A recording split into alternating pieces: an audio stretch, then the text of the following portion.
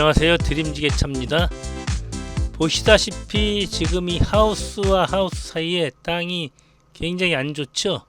저 안에 들어가서 왼쪽으로 지게차가 한 대 빠져 있습니다.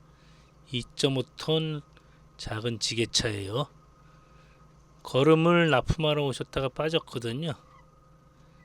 그런데 이제 이곳도 들어가는 것도 굉장히 땅이 안 좋아요. 그래서 미리 말씀을 드렸습니다.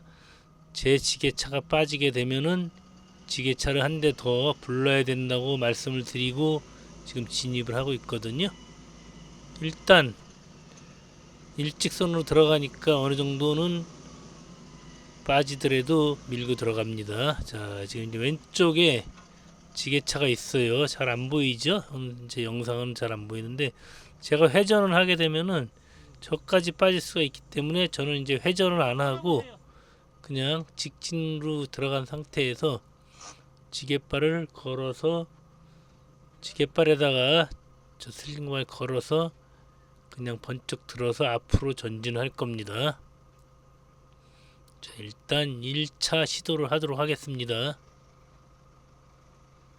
여기서 주의할 점은 저 지게차가 너무 또 악셀을 밟게 되면 오히려 더 빠질 수가 있거든요. 악셀을 세게 밟을 필요가 없어요. 2.5톤 지게차이기 때문에 제 지게차의 힘만으로도 충분히 딸려 나올 수 있을 겁니다. 자, 주위에 그리고 사람이 없어야 돼요. 이 군안이나 이런 견인할 때 옆에 사람들이 있어서는 안 되거든요. 잘못해서 줄이 터져 나가면서 사람이 다칠 수가 있습니다. 얼마 전에도 사망사고 하나 있었죠. 제가 계속 주의를 주는데도 이곳 땅 주인이신지 그분이 계속 자꾸 옆에 계시더라고요. 여러 번 주의를 드렸거든요. 자, 일단 한번 시도를 하는데 너무 줄이 긴 것 같죠? 이대로 계속 들면은 제 지게차가 힘을 못 씁니다. 너무 많이 들어버리면은 지게차가 왼쪽으로 쓰러질 수도 있어요. 자, 그래서 다시 빼버리고 조금 줄을 짧게 매도록 하겠습니다. 그리고 이제 지게차 각도를 약간 틀어줄 거예요. 자, 다시 이제 줄을 교체를 해줄 겁니다. 제 체인을 이용해서 줄을 조금 짧게 매도록 하겠습니다.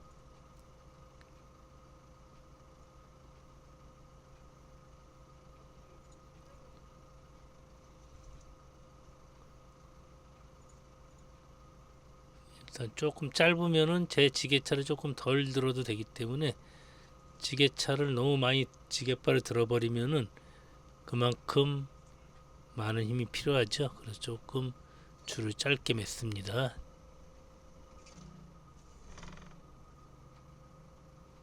자, 제가 똑바로 저 뒤로 저 빠져있는 지게차 같은 방향으로 서 있으면은 별로 힘이 들지가 않는데 현재 상태는 그런 상태가 아니죠. 90도로 서서 빼내야 되기 때문에 좋은 각도는 아니에요. 일단 높이 들어도 벌써 어느 정도 딸려 나오고 있어요. 지게발을 들어주면은 그 짧은 길이만큼 2.5톤 지게차가 그냥 딸려 나옵니다. 그냥 다 나와 버렸죠.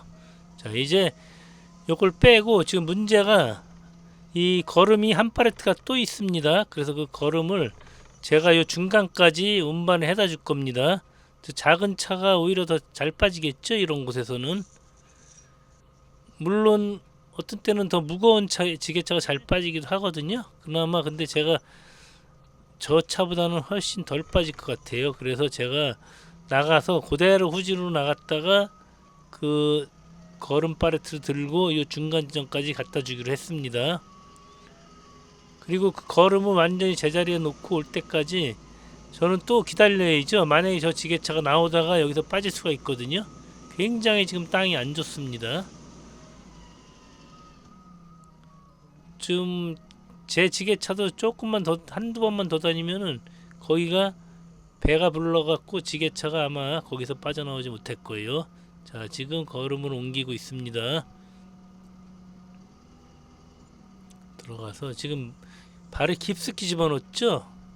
중간에 오면서 요철도 있고 그렇기 때문에 굉장히 위험하거든요. 자, 이 상태로 이제 제가 들어갈 수 있는 만큼만 들어가도록 하겠습니다. 너무 욕심 부리면 안 돼요. 너무 많이 들어가면은 지게차가 빠질 수가 있거든요.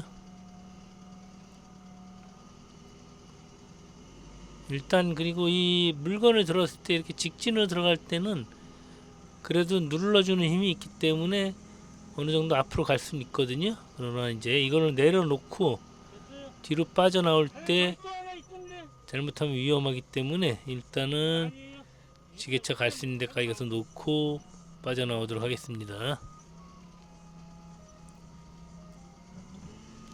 자, 무사히 빠져나왔죠.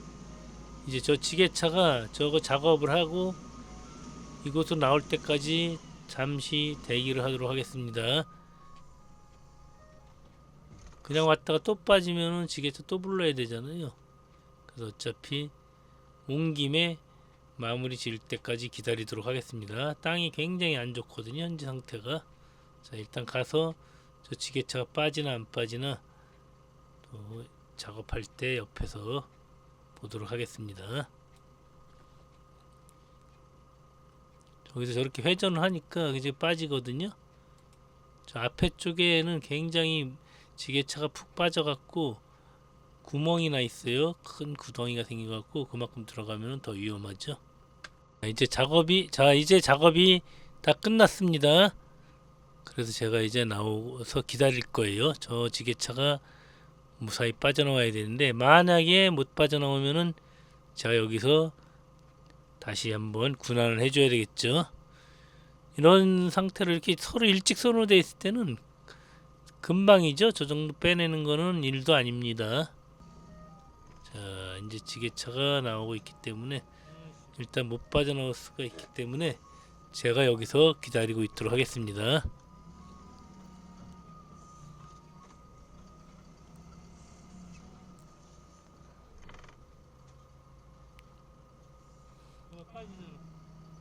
자, 역시나 빠졌죠?